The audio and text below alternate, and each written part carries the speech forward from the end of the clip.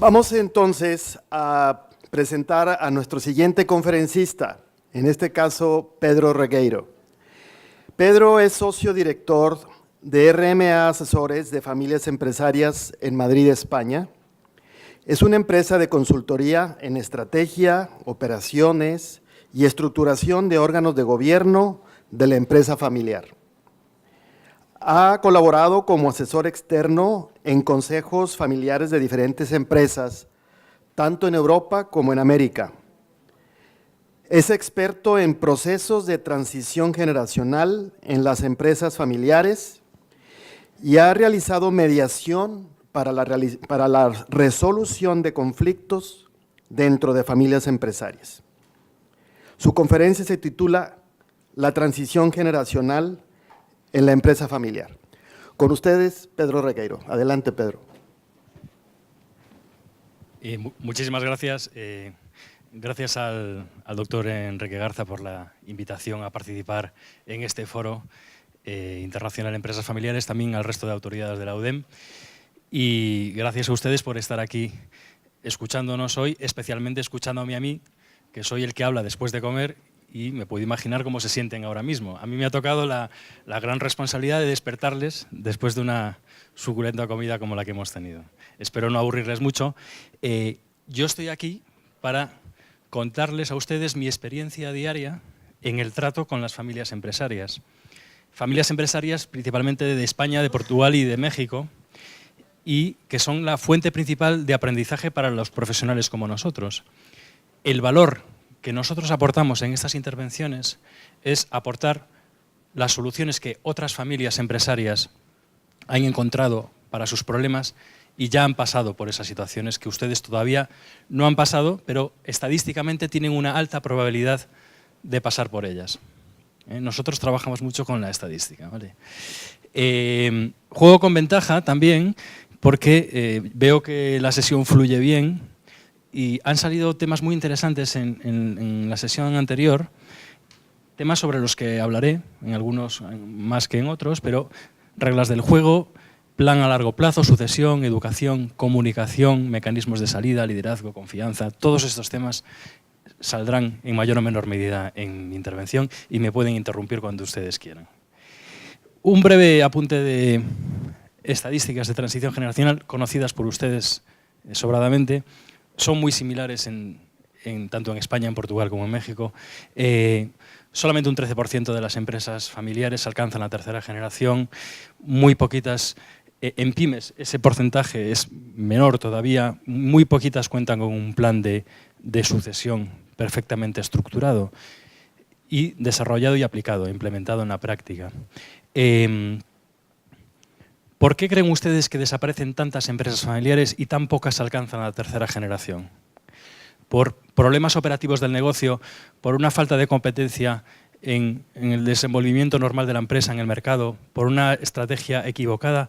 ¿O por problemas familiares, por conflictos familiares que acaban afectando al desenvolvimiento normal de las operaciones de la empresa? ¿Qué creen que es lo más habitual que nosotros observamos en la práctica? ¿Qué dirían? ¿Perdón? La segunda opción. ¿Están todos de acuerdo? En la gran mayoría de los casos, la desaparición de las empresas familiares está relacionada con una mala organización de la familia alrededor de la empresa familiar que origina conflictos en la familia que acaban por afectar al funcionamiento de la empresa. Eso es lo más habitual, lo más común. Por cierto, que una empresa familiar no alcance la tercera generación no quiere decir que desaparezca. También existe la posibilidad de vender la empresa. Esa es otra opción, pero que también computa como que no alcanzan la tercera generación, ¿vale? Efectivamente, en la mayor parte de las ocasiones, conflictos familiares que afectan a la empresa. En el 90% de los casos, yo diría, los conflictos familiares que nosotros vemos en el día a día con las familias están relacionados con una mala comunicación entre los miembros de la familia. Aquí se ha hablado mucho de comunicación. Hablaremos un poquito de qué entendemos por comunicación y efectivamente la mala comunicación está en la base, en el origen de la mayoría de los conflictos familiares que afectan a la empresa familiar. Lo veremos. Muchos de ustedes han estudiado grados y posgrados donde se desarrollan estrategias sobradamente conocidas por todos para dirigir la empresa familiar o empresa no familiar. Nosotros le llamamos a eso perspectiva externa de la estrategia, manejan bien las matrices McKinsey, de las Boston Consulting Group, los DAFOs, análisis de mercado, pero muy pocas empresas desarrollan lo que nosotros llamamos la perspectiva interna, que es desarrollar un plan estratégico para la familia empresaria. ¿Dónde estamos, a dónde queremos ir y qué medios vamos a poner en práctica para alcanzar esos objetivos? Implicando a toda la familia en ello, por supuesto. Como pueden ver, lo saben ustedes, en el desarrollo de una familia empresaria pues, influyen 3 vectores que son empresa, familia y propiedad y que se van desarrollando independientemente a lo largo de las generaciones. Hay un gráfico muy útil, que seguramente lo conozcan, pero me da igual porque creo que es la clave para entender lo que sucede en una familia empresaria. Es el modelo de los 3 círculos de John Davis y hay diapositivas, hay slides muy interesantes después de esta, pero yo si tuviese que elegir una de las diapositivas de toda la presentación, yo me daría por satisfecho con que entendiesen las implicaciones de este modelo. Si ustedes son capaces de llegar mañana a su empresa familiar, de sentarse en su mesa y de intentar entender cuáles son las motivaciones, deseos e inquietudes de todos los miembros de su familia empresaria y de sus ejecutivos no familiares en función del lugar que ocupan en este sistema, tienen una gran parte del problema resuelto. Si ustedes entienden cuáles son las motivaciones de estos 7 roles que participan en el sistema y habilitan refuerzos positivos para esos roles, para esas personas, tienen una gran parte del camino andado. Por ejemplo, un ejemplo muy sencillo. ¿Cuál suele ser el refuerzo positivo principal para la tipología número 2, que es un miembro de la familia que tiene parte de la propiedad de la empresa, pero no trabaja en la empresa? El refuerzo positivo, el incentivo clásico para este tipo de personas, el reparto de lucros, ¿verdad? El reparto de lucros. Bien, pues algo tan sencillo como eso, que ustedes lo han dicho inmediatamente, es un acuerdo típico en las familias empresarias a partir de la segunda generación. Es obligatorio generar lucros para reinvertir y para repartir, porque lo más seguro es que tengamos miembros de la tipología número 2, es decir, miembros de la familia que van a ser accionistas de la empresa, pero que no van a trabajar nunca en la empresa, con lo cual no tendrán un salario. Todos los acuerdos que adoptan las familias empresarias surgen de un análisis más o menos detallado de este modelo. ¿Vale? En la siguiente diapositiva tenemos refuerzos positivos clásicos o incentivos clásicos por rol, digámoslo así. Por ejemplo, nos vamos a la más sencilla, que es la 1. Un miembro de la familia que no trabaja en la empresa y no está previsto que participe nunca en el accionariado de la empresa.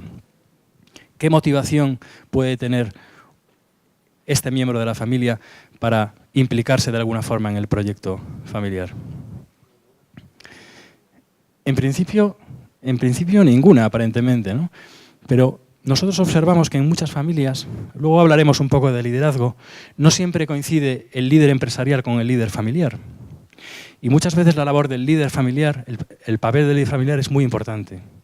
De hecho, en las familias empresarias donde el líder empresarial no coincide con el líder familiar, si no se estructura bien la toma de decisiones en la empresa, puede haber ciertos problemas. Un líder familiar puede atraer la opinión del resto de miembros de la familia y ponerla en contra de un líder empresarial y echarle para atrás muchas decisiones. O sea, hay que tener en cuenta ese concepto. El líder empresarial no siempre coincide con el líder familiar. Y muchas veces hay miembros de la familia que son los líderes familiares y no participan en el proyecto, que se les da entrada en el Consejo de Familia porque son los líderes familiares y fluye mucho mejor el foro con su presencia. Es un ejemplo de refuerzo positivo. Aquí tienen más ejemplos en función del rol. Pues muy importante también el papel de los profesionales no familiares. Los profesionales no familiares, que no forman parte de la familia y no son en principio accionistas, muchas veces se les refuerza con participación en la propiedad de la empresa, porque son personas clave en el proceso de transición generacional. Son personas que pueden favorecer el proceso o entorpecer el proceso. Y entonces hay que buscar fórmulas para que estén implicadas en el proyecto y en el proceso. ¿Vale? El proceso de transición generacional, como indica el término, es un proceso, no es un Big Bang. Un empresario no se va a la cama un día y se levanta al día siguiente habiendo transferido las responsabilidades a sus hijos. No funciona así. Dura años el proceso y es un proceso suave y muy lento y que hay que monitorizarlo muy bien. ¿Vale? Por eso este tipo de personas son muy importantes para que ese proceso fluya correctamente. La mayoría de los conflictos que nosotros observamos, luego pondré ejemplos de conflictos que nosotros observamos todos los días en las familias empresarias, pero todos están relacionados por un choque de dos trenes, que son los valores de la familia frente a los valores de la empresa. Valores encontrados y puestos en común en un proyecto común. Entonces, en la familia está basada en el afecto, se busca la protección al más débil, se da apoyo, seguridad, confianza. Estos no son valores que se promueven en el mundo de la empresa. En el mundo de la empresa, pues la empresa está orientada a resultados, se premia al mejor, está orientada al cambio y cuando esos dos sistemas confluyen en uno, pues se producen chispas. Y hay que manejar bien en esa situación para que esas chispas no desemboquen en un conflicto. Nosotros, a lo largo de estos años, hemos observado que los factores comunes a las familias empresarias que han alcanzado la tercera generación con éxito son estos, entre otros. Pero estos son los más importantes que nosotros hemos visto. Hay una planificación a largo plazo. Aquí ha salido. Plan a largo plazo. Y además por escrito. No sirve que esté en la cabeza del fundador. Tiene que estar negro sobre el blanco y consensuado con la siguiente generación y que todos estén cómodos con esa planificación. Hay un intenso sentimiento de pertenencia a la familia empresaria. En los procesos que desarrollamos hay una pregunta muy directa que siempre realizamos, que los fundadores nunca se atreven a realizar, que es preguntarle a sus hijos si quieren ser accionistas de la empresa familiar, si en el futuro quieren recibir acciones de la empresa familiar o preferirían recibir otras cosas de igual valor pero que no fuesen parte de la propiedad de la empresa. Esas preguntas no se hacen. Muchas veces nosotros hacemos esas preguntas en el marco de los procesos de desarrollo de los protocolos y ponemos dos sobres encima de la mesa. En este sobre está el 20% de la propiedad de la empresa que te correspondería mañana mismo si tu padre falleciese. En este otro sobre está el valor equivalente a esa participación. Elige uno de los dos sobres. Tu padre no se va a enterar. En algunas ocasiones eligen el sobre con el dinero. ¿Eso qué quiere decir? Generalmente, que la única motivación que tiene esa persona para seguir vinculada al proyecto es la económica. Y cuando nos encontramos en esa situación, eso implica que no hay un sentimiento de pertenencia a la familia empresaria y va a haber problemas en el futuro. En particular cuando se encadenen varios ejercicios sin reparto de lucros. Entonces, hay que desarrollar el sentimiento de pertenencia a la familia y hay fórmulas para hacerlo. Representación de todas las ramas familiares en los órganos de gobierno. En los órganos de gobierno hay diferentes foros que se pueden desarrollar, luego los veremos. Toda la familia tiene que estar representada en alguno de estos órganos. Dirección y gestión motivada con gran dedicación y muy profesionalizada. Factor común a todas estas empresas, gran profesionalización de las estructuras directivas. Hay que formarse, hay que atraer a los mejores profesionales. Si pueden ser de la familia, mejor, luego lo veremos, pero no es imprescindible que sean de la familia. Generalmente el liderazgo único al frente de la gestión. ¿Es posible un liderazgo compartido al frente de la gestión de una empresa familiar? ¿Lo han visto alguna vez y que funcione bien? Yo sí lo he visto. Yo sí lo he visto. Pero funciona bien en época de bonanza. En las vacas flacas, generalmente mi experiencia es que siempre hay un miembro de la familia que nosotros le llamamos el pura sangre, que se echa la empresa a las espaldas y los demás le dejan hacer. Es un buen ejemplo de que los liderazgos no se heredan, sino que los liderazgos hay que ganárselos. Y hay que ganarse el respeto de tus iguales, que son tus hermanos o tus primos, y demostrar que tú eres la persona que está capacitada para desarrollar el proceso. Con lo cual, mensaje para los fundadores. Los liderazgos no se heredan. Atención, ¿eh? Y no tiene por qué ser el primogénito, luego lo veremos también.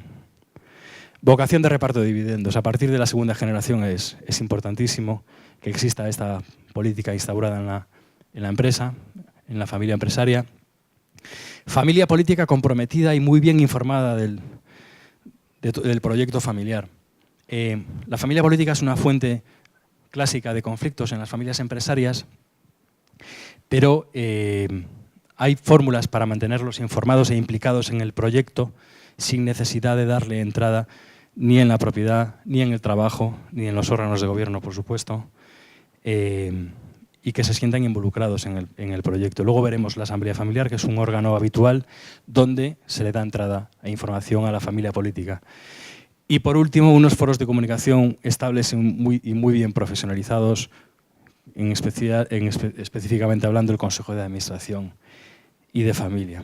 Bien, diapositiva importante también. Utilizando el modelo que veíamos antes de Davis, todas las familias empresarias, más tarde o más temprano, tienen que planificar todos estos aspectos. Y ahí están clasificados por área de interés, familia, empresa o propiedad. Todas las familias empresarias, más tarde o más temprano, como yo digo, tienen que abrir estos melones. Planificación de la sucesión en la gestión.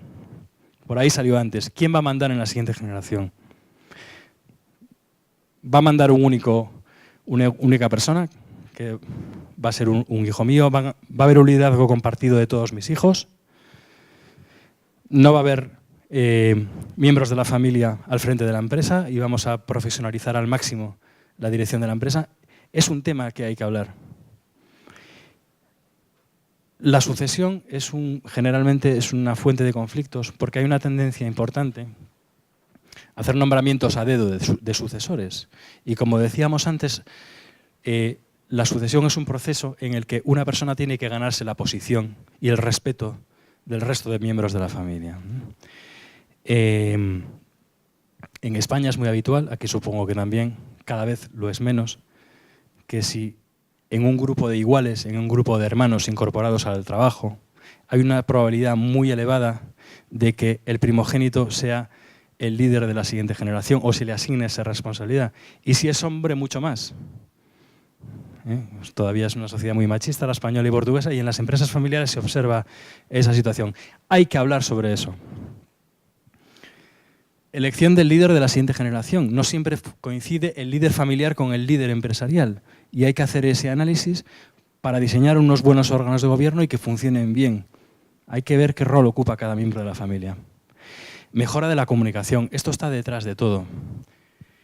Si nos comunicamos bien como familia, seremos capaces de hablar de todos estos temas que son muy delicados de una forma sana, neutral y natural. Y no generaremos ningún conflicto y cada uno expondrá sus posturas.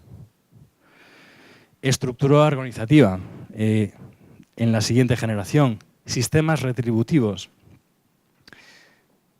¿Qué creéis que es lo más habitual que vemos por ahí? ¿Que miembros de una misma generación en una empresa familiar cobren lo mismo independientemente de la responsabilidad que tengan en la empresa?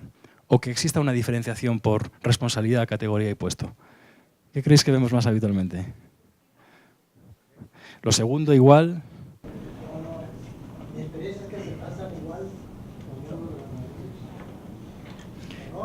Sí. Nos encontramos mucho con esa situación. Error. La calificas como error, ¿no? Esa situación. En este trabajo, fijaros, no existen las verdades absolutas. Una solución que para una familia es buena, para otra puede no serlo. Y cada uno tiene que encontrar su punto de equilibrio. Yo conozco familias en las que se da esa situación y no hay ningún problema. El problema es cuando no todos están de acuerdo y no son capaces de sacar ese tema porque saben que va a generar un conflicto familiar.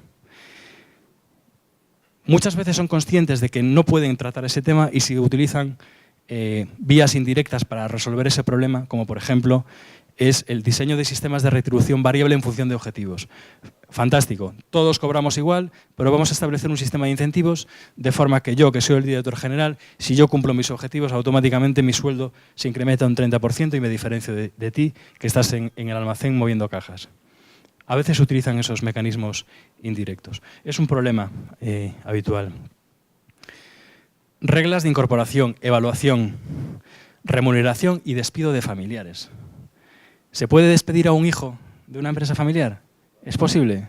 Sí, a veces súper recomendable. Sí. ¿Cómo se articula el despido de un hijo? ¿Cómo lo haría usted?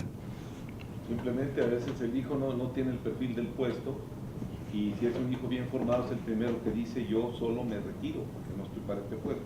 Si es tonto lo toma. Y sobre todo el padre que se lo da. En los protocolos familiares se habilitan procesos para prever esas situaciones. ¿Cómo se despide a un miembro de la familia? Que sepáis que yo lo he visto muy pocas veces en mi vida y alguna vez que he visto esa situación, nos han llamado posteriormente y nos han dicho: ¿podéis venir a hablar con mi hijo que lo he despedido hace un mes y sigue viniendo a trabajar a la empresa? No se va. No es fácil despedir a un miembro de la familia. Es una situación traumática y por muchas facilidades que se le dé a ese miembro de la familia, que se suelen plasmar en un protocolo familiar, la situación es muy difícil. Se puede suavizar el proceso, pero es difícil. Sí, hay que tomar en cuenta, si el muchacho está casado, la familia política, ¿verdad? La esposa, sí. Puede tomar la decisión solo, está casado el señor. Y la familia política es poderosa también. Sí. No es fácil. No es nada fácil, ¿no? Habitualmente en la mayoría de los acuerdos familiares que desarrollamos, si un miembro de la familia tiene una evaluación negativa, se le da un periodo para que pueda corregir la situación, se le vuelve a evaluar al cabo de unos meses. Si vuelve a tener una evaluación negativa, pues se planifica su salida de la empresa, pero se le da un periodo de gracia de unos meses, 6, 8 meses, durante el cual sigue ingresando el salario, pero ya no viene a trabajar a la empresa y se dedica a buscar otra salida profesional. Se le dan facilidades, pero se toma la decisión, que es lo que importa. Órganos de gobierno, diseñar bien los consejos de administración y de familia. ¿Quién creen que es mejor? ¿Que un consejo de administración esté formado por los miembros de la familia que trabajan en la empresa o integrar en los consejos a miembros de la familia y propietarios que no trabajan en la empresa? ¿Qué es mejor? Lo segundo. Y luego, algunos aspectos como transmisión de acciones, participaciones. ¿Qué probabilidades hay de que un miembro de una familia empresaria pueda vender una participación minoritaria de su empresa familiar en el mercado libre? Sí, la pregunta no era esa. La pregunta es: ¿qué probabilidades creen ustedes que hay de que sea posible realizar esa operación con alguien que no sea de la familia? Es remota, es prácticamente nula. Con lo cual, o se las compran sus familiares o se quedan con ellas. Conclusión: hay que habilitar mecanismos para desbloquear esa eventual situación, porque en caliente no es tan sencillo de hablar sobre esas cosas. Y es muy fácil, relativamente fácil, de hablar sobre eso en frío, cuando todavía nadie se quiere marchar de la empresa familiar. Medidas de protección del capital, hay múltiples y diversas, que luego hablaremos un poquito sobre ellas. Si nos comunicamos bien como familia, hablar sobre todas estas cosas cuando todavía no tenemos estas inquietudes es facilísimo. Si nos comunicamos bien como familia y nos cuesta hablar sobre estas cosas, es porque estamos pensando que hay muchas probabilidades de que algo que está aquí reflejado suceda en el corto plazo. Y si no nos comunicamos bien como familia, no vamos a ser capaces de hablar sobre esto, ni siquiera con ayuda externa. Entonces hay que trabajar la comunicación. Entonces vamos a ver qué significa comunicarse bien en familia. Un breve apunte. Conflictos más habituales que nosotros nos encontramos en familias. Vamos a verlo rápido. Conflicto de liderazgo, lo vimos antes. No siempre coincide el líder empresarial con el familiar. Frustración de un miembro de la familia, el hermano tonto. No sé si se utiliza esta palabra aquí. Tonto en español quiere decir una persona con una capacidad limitada de de raciocinio y ejecución, ¿no? Entonces, nos encontramos muchas veces con miembros de la familia que realmente nos dicen, es que cuando estoy con mis hermanos me hacen sentir como si fuese tonto, y de tonto no tiene un pelo. Entonces, hay mecanismos de comunicación entre hermanos que anulan la capacidad muchas veces de los miembros de la familia, y hay que tener mucho cuidado con esos mecanismos, que los veremos. Liderazgo sin formación reglada, el complejo del primogénito o del primero en llegar. Primogénito, 20 años trabajando en la empresa, sin formación académica. Llega un hermano suyo, 15 años menor, con un MBA de Stanford, con experiencia profesional externa. ¿Quién es el más apropiado para asumir las riendas de la empresa? Depende. Pero lo que es seguro que en muchas ocasiones el que está al frente, que no tiene formación académica, lleva 20 años allí trabajando con su padre, tiene el complejo del primero en llegar. Yo soy el jefe porque fui el primero en llegar, pero realmente no debería de serlo. Pues hay que trabajar esta frustración con estas personas. La confianza en el factor tiempo. Muy habitual. No es necesario hablar de eso. El tiempo pondrá las cosas en su sitio. Nos lo dicen muchísimo. El tiempo nunca pone las cosas en su sitio. Nunca. O sea, lo peor que se puede hacer es no hacer nada. Hay que hablar de todo e intentar ponerse de acuerdo sobre todo. Pero el tiempo no cura. El tiempo simplemente hace que pongamos los problemas debajo de una alfombra y con el paso del tiempo se va formando una gran bola debajo de la alfombra de cosas de las que no queremos hablar, que más tarde o más temprano vamos a tener que sacar. Liderazgos heredados, el síndrome del gerente con apellido. Yo soy el director general porque soy hijo de mi padre, lo sé, y lo asumo. Nos lo dicen muchas veces. A veces es cierto y a veces no. Pero, en cualquier caso, hay que trabajar este sentimiento. Falso respeto hacia la voluntad de la generación saliente. Lo que decida mi padre será respetado por todos. Mentira. No es cierto. Esa es nuestra experiencia. Cuando existe un falso respeto hacia la voluntad de la generación que sale, en cuanto fallece, se tardan 2 meses en cambiar las cosas. Conclusión, merece la pena trabajar con la generación saliente en un modelo consensuado y aceptado por todos, porque eso le da estabilidad al proyecto familiar. Evitación del conflicto por una lealtad mal entendida. No seré yo el que ponga piedras en el camino, lo que yo piense no es importante. Mentira. Es importante lo que piensen todos los miembros de la familia. Y si hay un miembro de la familia que no se atreve a plantear sus inquietudes encima de la mesa, más tarde o más temprano lo hará. Y es mejor que lo haga con los padres vivos y con una buena relación familiar, porque se encontrarán soluciones mucho más fáciles. Escasa o nula aportación de valor por parte de los socios, accionistas no gestores. Todos los miembros de la familia tienen que aportar valor, cada uno desde el rol que les toque jugar. Y justicia malentendida por la generación saliente. Al igual que hicieron mis padres, es de justicia que reparta todo mi patrimonio a partes iguales entre mis hijos. Bien, no es necesario. Eso está relacionado con lo que os contaba al principio, de que no es imprescindible que todos los hijos tengan propiedad en la empresa familiar. Se les pueden dejar otras cosas de igual valor, pero no es de justicia, estrictamente hablando, que todos tengan que ser accionistas de la empresa familiar, muchas veces en contra de su voluntad, y aún encima no nos hemos atrevido a realizar esa consulta a nuestros hijos, ¿vale? Bien, vamos a avanzar un poquito. Bien, mejores prácticas entre hermanos, de comunicación entre hermanos. Esto lo observamos a diario, estas son mejores prácticas, esto es lo que hacen las familias que se comunican bien y en particular las que alcanzan la tercera generación. Cuando uno de nosotros tiene un problema, todos tenemos un problema, hay una gran unión en ese aspecto, se comparten problemas y preocupaciones, una muy buena comunicación, pasan tiempo juntos sin motivos concretos.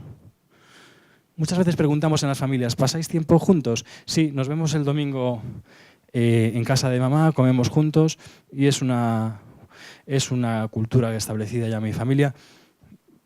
En muchas familias observamos que pasan tiempo juntas espontáneamente sin ningún motivo aparente, simplemente porque les apetece estar juntos. Y eso es muy buena señal y eso se trabaja.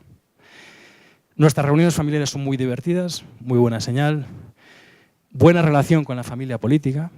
También es un factor común a todas estas familias, satisfechos con la comunicación que tienen, un sistema de valores muy sólido, comparten, es un factor común a todas ellas, y es un sistema de valores transmitido por la generación anterior. Los valores no se generan de forma espontánea. Los valores se trabajan y se transmiten de generación en generación. Y no es algo sencillo, hay que dedicarle tiempo para que estén bien implantados. Se toman las decisiones de forma consensuada, aunque no exista unanimidad, muy buena señal de comunicación. Comunicación no verbal muy desarrollada. ¿Sabéis lo que es la comunicación no verbal? Ahora lo veremos, pero el 70% de nuestra comunicación es no verbal. Va más allá de las palabras que uno intenta transmitir. Bien, no recuerdo la última vez que recurrimos a nuestros padres para resolver nuestras disputas, pues también muy buena señal. No recurrir a la generación en el poder para resolver ciertos conflictos. Bien, esto es un genograma, es una herramienta que utilizamos mucho nosotros para evaluar los niveles de comunicación en una familia. Esto simplemente lo he puesto para demostraros que una mala comunicación entre miembros de una generación generalmente desemboca en la siguiente, en un aislamiento entre bloques familiares. Si observáis en esta diapositiva, en la segunda generación hay mala comunicación entre algunos miembros y hay ausencia total de comunicación entre los miembros de la tercera generación. Es imposible desarrollar el sentimiento de pertenencia a la familia empresaria si no hay una buena comunicación entre los miembros de la generación que está en el poder. Esas cosas se transmiten inmediatamente. Con lo cual hay que empezar a trabajar desde arriba, de arriba a abajo. No sirve con que intervengamos directamente entre los miembros de la generación más joven. Hay que intentar actuar sobre la generación anterior. ¿Vale? El objetivo es que al final de los trabajos todas las líneas rojas y negras se transformen en líneas verdes, que no siempre es posible, porque nuestro objetivo no es que se vayan todos a cenar los viernes por la noche y que sean grandes amigos. Nuestro objetivo es que se comuniquen bien, simplemente. Si es posible, en todos los aspectos, pero si no es posible, por lo menos en los temas relacionados con la empresa familiar. Bien. Como les decía, la comunicación es una herramienta fundamental para prevenir los conflictos en las empresas familiares, en las empresas, aunque no sean familiares también. ¿Qué es comunicación para vosotros? ¿Cómo la definiríais? ¿Qué significa comunicarse bien? ¿Os comunicáis bien con vuestros hijos? ¿Os comunicáis bien con vuestros hermanos? ¿Con vuestros padres? ¿Qué puntuación le daríais a vuestro nivel de comunicación con vuestros familiares? ¿Os sentís satisfechos con vuestro nivel de comunicación? Por aquí dicen que regular, en algunos casos. ¿Nadie se comunica a la perfección con sus hijos y con sus hermanos? Eso está bien, porque estadísticamente tiene que ser así. No es nada sencillo comunicarse bien. Vamos a leer la definición de comunicación que aparece en el diccionario de la Real Academia de la Lengua Española. A mí me gusta, porque soy físico y es una definición muy física. Luego os contaré cosas de mi pasado oscuro. Uno de los elementos es que soy físico.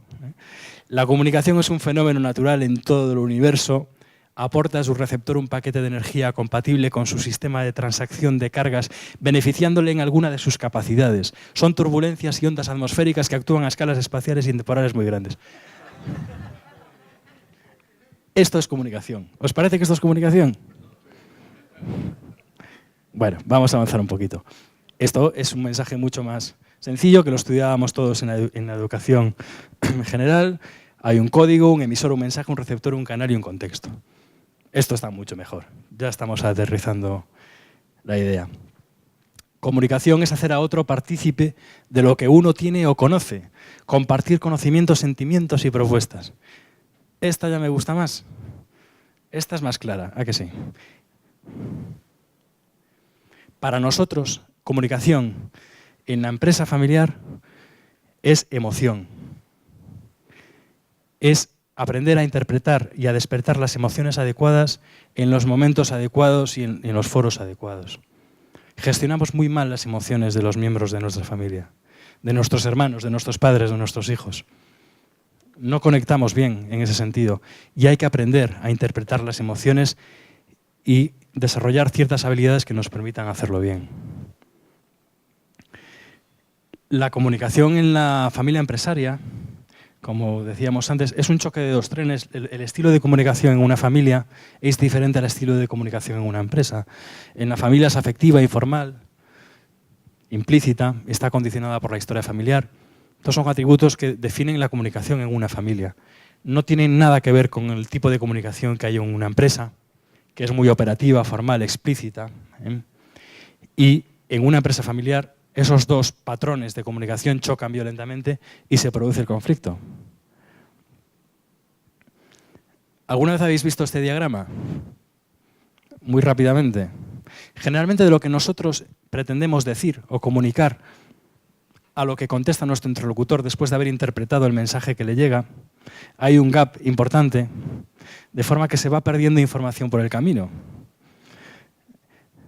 Lo que nosotros queremos decir, de lo que nosotros queremos decir, a lo que realmente decimos, a lo que el otro oye, a lo que comprende, a lo que retiene y a lo que contesta, hay un buen trecho. Este es el mecanismo habitual de comunicación entre personas. Y si no, comprobadlo. Podéis hacer la prueba. Intentar transmitir un mensaje medianamente sofisticado a otra persona, pedir feedback para estar seguros de que lo ha comprendido, se ha quedado con el 30% de lo que nosotros le hemos pretendido transmitir. Esto pasa muchísimo en las empresas y en las familias. Y esto es muy peligroso.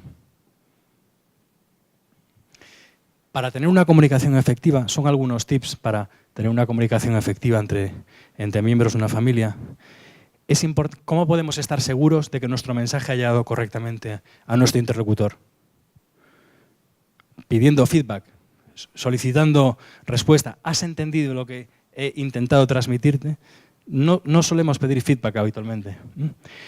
Y es muy importante saber darlo bien, porque muchos feedbacks son completamente destructivos y hacen mucho daño. Entonces, es importante saber diferenciar entre feedback y crítica. Un buen feedback tiene que ser sobre tu conducta y no sobre la persona.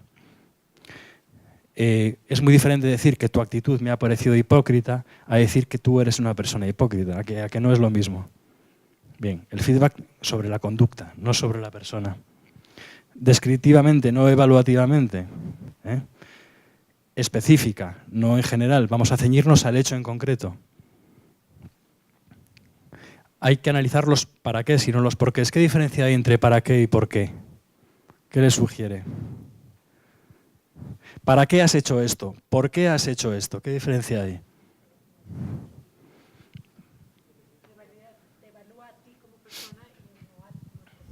Efectivamente. El para qué implica juicio. Y lo peor que hay en la comunicación entre personas, y específicamente entre miembros de una familia, es sentirse juzgado. El juicio es demoledor. Oportuna tiene que ser inmediata la conducta y consensuada. ¿Estás de acuerdo con mi crítica? Podemos poner medios para solucionarlo. Hay que consensuarlo. Bien. Parece fácil, pero no lo es tanto, ¿verdad? Como decíamos antes, una buena parte de nuestra comunicación es no verbal. Hay que atender mucho a la comunicación no verbal, y en las familias empresarias, todas las familias empresarias tienen un código de comunicación no verbal que no hace falta que digan muchas cosas para entenderse. Eso es como cuando uno tiene 15 años y acude a su padre para pedirle dinero para salir de noche con los amigos, y simplemente con una mirada de tu padre ya sabes lo que te está diciendo, ya sabes que no te va a dar el dinero, pero no solo eso, sino que no vas a poder salir esa noche. Bueno, pues eso es comunicación no verbal. No ha utilizado ni una sola palabra. Y eso se trabaja. Y esa comunicación no se genera de forma espontánea. Lo vuelvo a repetir. Y hay que habilitar los foros apropiados para fomentar una buena comunicación verbal y no verbal. Bien, vamos a ver un ejemplo de comunicación efectiva. A ver qué os parece.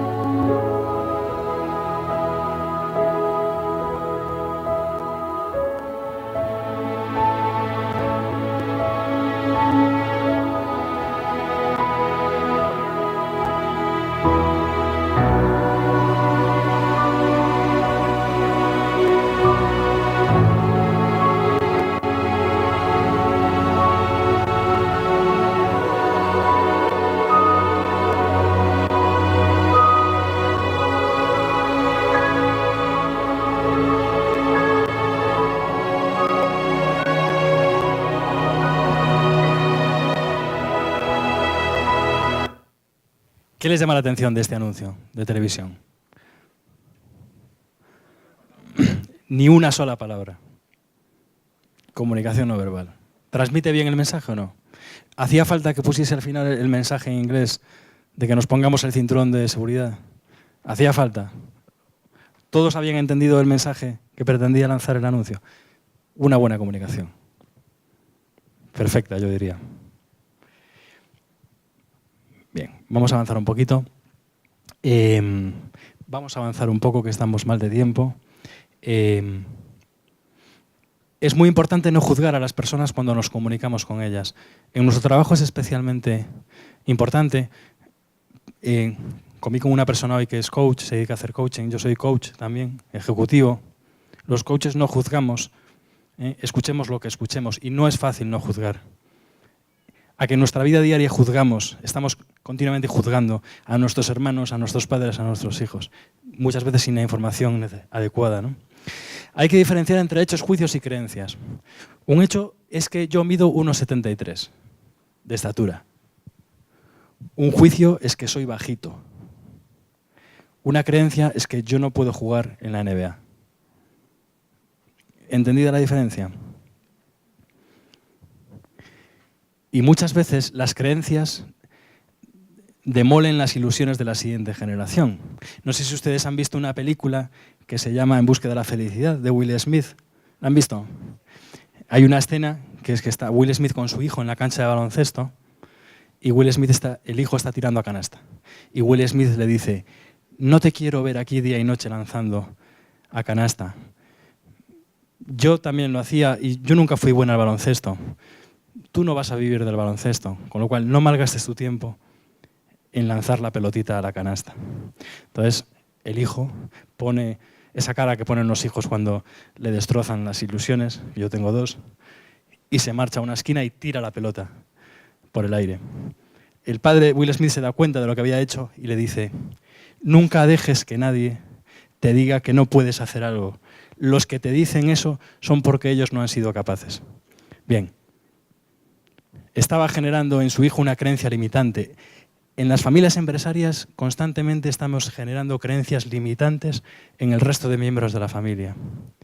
Y eso es muy peligroso, porque puede desembocar en conflicto, desembocar en desmotivación extrema de ciertos miembros de la familia y va en contra del desarrollo del sentimiento de pertenencia a la familia. ¿De acuerdo? Es muy importante. Bien. Saber identificar las emociones es importantísimo también.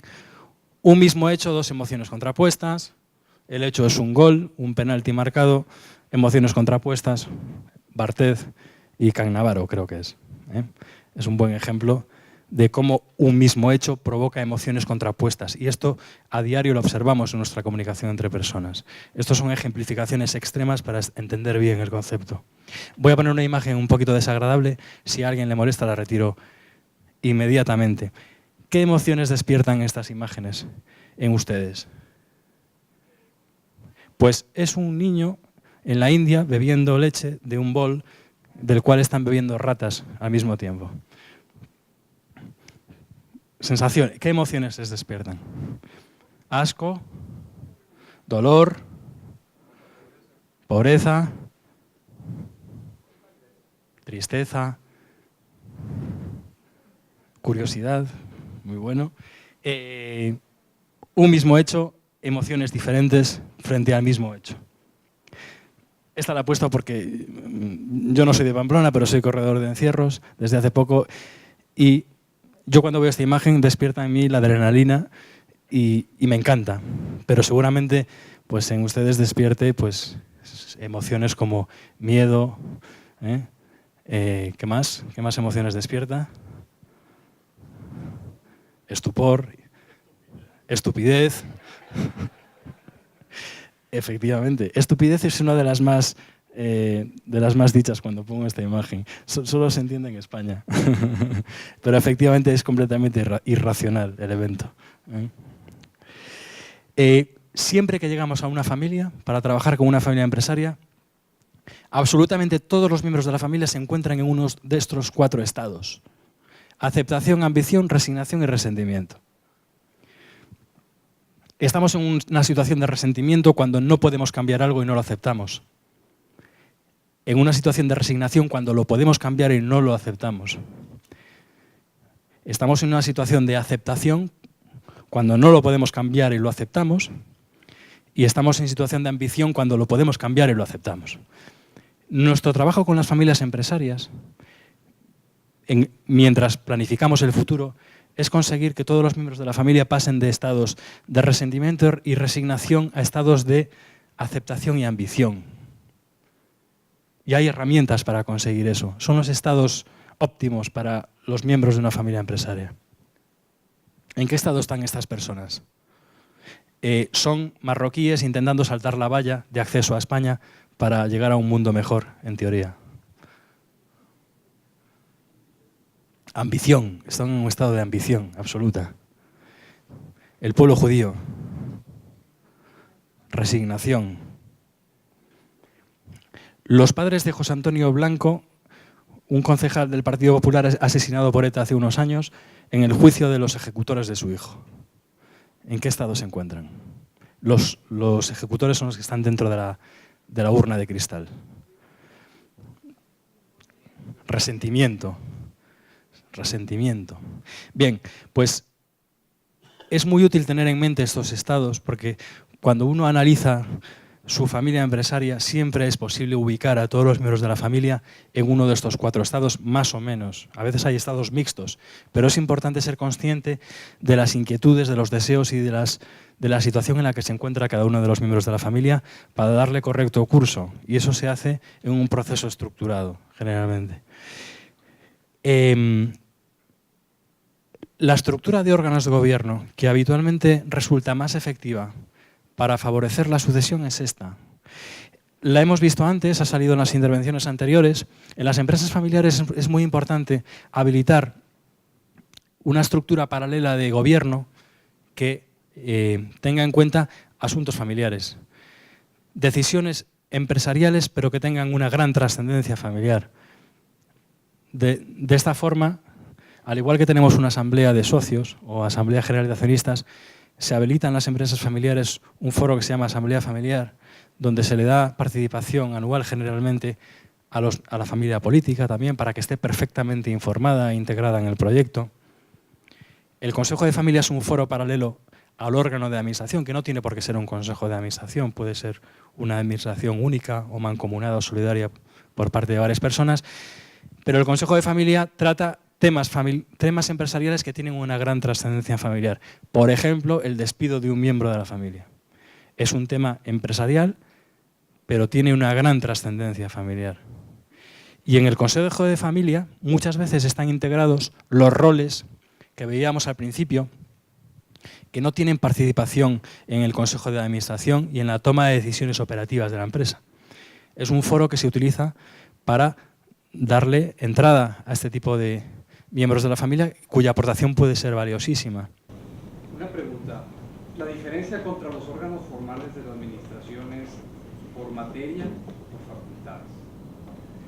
Es por materia. Es por materia. Uno de los trabajos que hay que hacer cuando se definen los órganos de gobierno es decidir qué decisiones se toman en un foro y qué decisiones se toman en otro foro. Y la familia empresaria tiene total capacidad para tomar esa decisión, porque en el fondo el Consejo de Familia es una comisión delegada de la Junta de Accionistas, es una representación de la propiedad de la empresa. Y si en ese Consejo de Familia está representada más del 50% de la propiedad de la empresa, las decisiones que tome el Consejo de Familia tienen plena validez, aunque jurídicamente no exista, que no existe jurídicamente, pero tiene potencia, tiene fuerza. Y luego tenemos comisiones delegadas, muchas veces un family office es una comisión delegada de un consejo de familia, un equipo de trabajo que se encargue de buscar cursos de formación para los miembros de la familia suele ser una comisión delegada del consejo de familia. Son responsabilidades que se les asignan a los consejeros familiares relacionadas con el funcionamiento de la familia empresaria.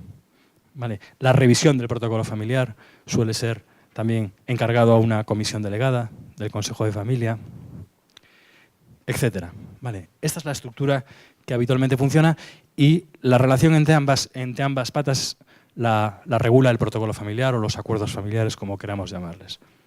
Es el documento, aunque veremos ahora que no es un documento, lo importante es el proceso que pone orden y regula la relación entre ambos foros. Vamos a hablar un poquito sobre acuerdos familiares. ¿Qué tiempo me queda? 5 minutos, perfecto. Un protocolo familiar, esta es la definición de diccionario. La podemos leer, porque así les gustará más la que les dé después, que es la mía, ¿no? Acuerdo de voluntades consensuado y unánime desarrollado entre los miembros de una familia propietaria de forma que hace posible la aparición de un código de conducta que regula los derechos y deberes de los miembros de la familia con respecto a la empresa. Bien, fantástico, pero ¿esto cómo se hace?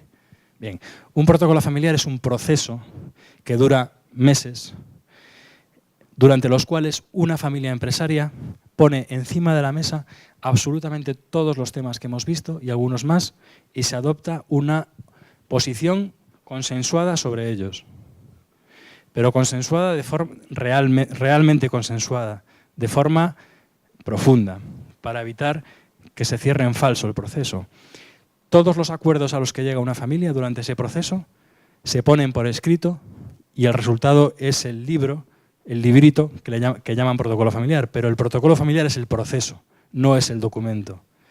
Nosotros hemos hecho protocolos familiares que no se han llegado a firmar y en la práctica están implementados, funcionan perfectamente, hay que firmarlos. Pero para que vean que lo importante es el proceso, no es el documento. Hay dos tipos de protocolos, los protocolos de resolución de conflicto y los protocolos preventivos. ¿Cuáles creen que son los más habituales que al menos nosotros desarrollamos? Los protocolos para las familias que no tienen ningún conflicto y simplemente quieren planificar el futuro, o los protocolos para familias que tienen un conflicto en marcha y hacen una labor previa de resolución de conflicto antes de acordar normas de futuro. Lo segundo, el 80% de las familias que acudan a nosotros tienen un conflicto familiar importante en marcha por no haber hecho estos ejercicios a su debido tiempo. Y del 20% restante, cuando empezamos a trabajar con ellos, el 50% también tienen un conflicto importante que no nos han querido contar al principio. Siempre. Y algunos son verdaderamente importantes. Yo recuerdo un trabajo con una familia que se utiliza normalmente una metodología de trabajo con reuniones individuales, luego reuniones grupales para intentar lograr el consenso. Yo recuerdo en esa primera fase de reuniones individuales, cuando era una familia, un matrimonio con 5 hijos, de unos 40 y tantos años, al llegar al final de esos 3 primeros meses de trabajo, en la última reunión individual con uno de los hijos le preguntamos: ¿crees que hay algo que deberíamos conocer que pudiese afectar al desarrollo del proceso? Pregunta abierta, típica pregunta de fin de fase. Pues ahora que me lo preguntas, creo que hay algo que deberíais saber, porque yo creo que puede afectar al discurrir del proceso. Mi padre hace 2 años se fugó con mi mujer. Muchas gracias por decírmelo, porque efectivamente es algo que puede afectar al desarrollo del proceso. Bien. Esa misma familia, 2 meses después, volvimos a hacer la misma pregunta y nos contaron que había una persona en la fábrica que era hija de su padre, pero que no lo quería reconocer. ¿Creéis que eso afecta al proceso? También afecta al proceso. Reconocimiento de paternidad, planificación testamentaria nueva, con lo cual hay cosas que al principio cuesta mucho poner encima de la mesa, pero acaban saliendo.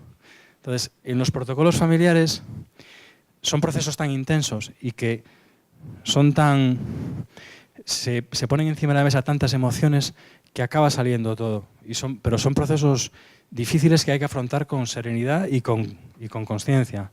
No se puede hacer un protocolo familiar por tener el librito y pensar que simplemente por eso uno está vacunado contra todo tipo de riesgos. No, es mentira. Es más, una intervención fallida suele generar consecuencias peores de las que se producirían si el conflicto surgiese por sí mismo sin una intervención externa.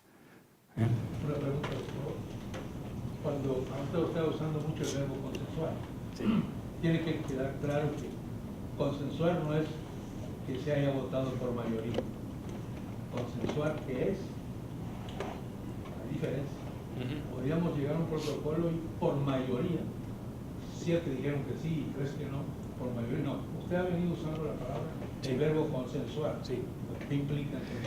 Consensuar implica que de las expectativas que cada uno de los participantes en el proceso tienen al inicio del proceso, todos, absolutamente todos, se van a quedar en el 80% de sus expectativas.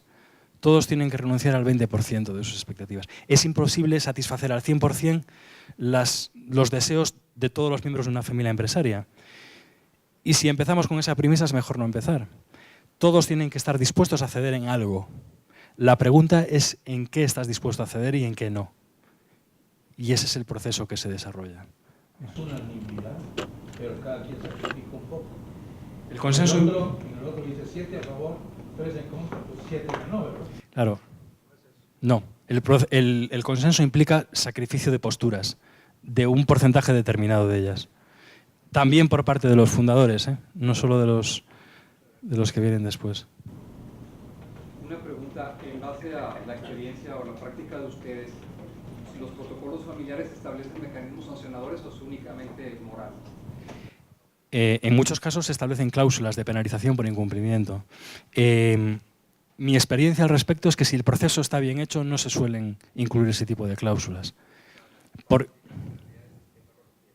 No se suelen requerir porque si el proceso está bien hecho, el consenso está bien conseguido, es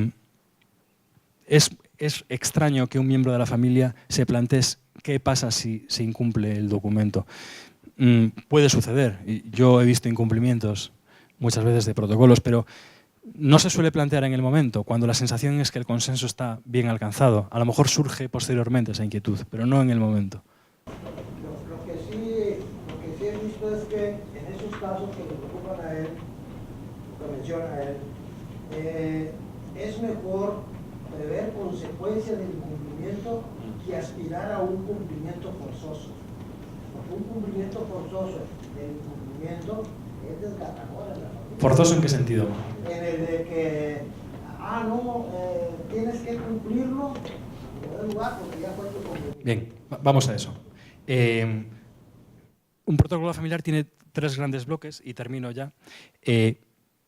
Se suele poner encima de la mesa aspectos relacionados con los órganos de gobierno, aspectos relacionados con el trabajo de los miembros de la familia y aspectos relacionados con el control de la propiedad. Bien, generalmente, bueno, este es el proceso que se lleva a cabo, lo tienen en la documentación, no se lo voy a describir. Hay una parte final en los acuerdos siempre que son excepciones y modificaciones. ¿Cómo se modifica el documento? Si un miembro de la familia ha firmado el documento y posteriormente quiere plantear una excepción o modificación, hay un mecanismo habilitado para plantear esa situación, sin necesidad de incumplir los acuerdos. Pero tiene que lograr el consenso del resto de miembros de la familia. Hubo consenso para firmarlo, tiene que haber consenso para modificarlo. Totalmente, completamente. La familia cambia, la familia avanza, la empresa también, las inquietudes cambian, hay que revisar los documentos. No sabría decirle cada cuánto tiempo, cada familia tiene su criterio. Nosotros generalmente hacemos una revisión al cabo de un año, a ver si está bien estructurado todavía, y luego ya revisiones periódicas de cada 3 o 4 años, pero llega un momento en el que se le da una buena revisión al documento y generalmente coincide con la llegada al poder de los miembros de la siguiente generación, que muchas veces introducen modificaciones importantes a los documentos. Y muchas veces en esos procesos de modificación ya no suele participar la generación anterior, porque lo que quieren es que la siguiente generación haga suya el documento y ellos se mantienen al margen. Pasa muchas veces. Todos los temas que hemos visto anteriormente aparecen reflejados en un documento de protocolo familiar. Ahí están todos reflejados. Cómo se transmiten acciones, participaciones entre miembros de la familia, a qué precio, quién tiene preferencia de adquisición, la obligatoriedad o no de repartir dividendos, la posibilidad de pedirle un préstamo a la empresa familiar siendo miembro de la familia empresaria para casos estipulados de antemano, para casos especiales, enfermedades, etc. Temas relacionados con el trabajo, la jubilación de los miembros de la familia es un tema muy interesante y que suele generar bastante conflicto en las familias porque nuestra experiencia al menos es que es un fundador, un buen empresario familiar, que lleva 40 años trabajando en su empresa familiar y que es un pura sangre, es imposible que no tenga una actividad similar, y esperar una jubilación plena es imposible. Entonces, muchas veces se habilitan ellos mismos otros negocios para dejar paso a la siguiente generación, pero es difícil luchar contra esa inquietud interna de un fundador, de un pura sangre, de seguir generando nuevos negocios y riqueza para la familia. Para finalizar, no hay ningún protocolo igual, es un trabajo a medida.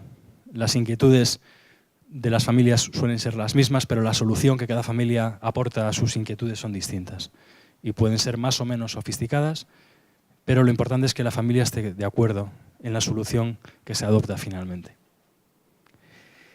Y les he incluido finalmente un reglamento tipo de un consejo de familia para que vean cómo son los articulados de un reglamento de un consejo de familia, y una última diapositiva en el que, para mí, el mensaje más importante es que no dilaten el proceso de toma de este tipo de decisiones, porque más tarde o más temprano lo van a tener que afrontar, y conforme pasa el tiempo se dificulta la obtención del consenso. Sí, es variable, pero el desarrollo de un proceso de estas características depende del tamaño de la familia y de si existe conflicto o no. Una familia de 4 miembros, padre, madre y 2 hijos o 3, donde no hay conflicto, que es lo más extraño, es un proceso de 6 meses.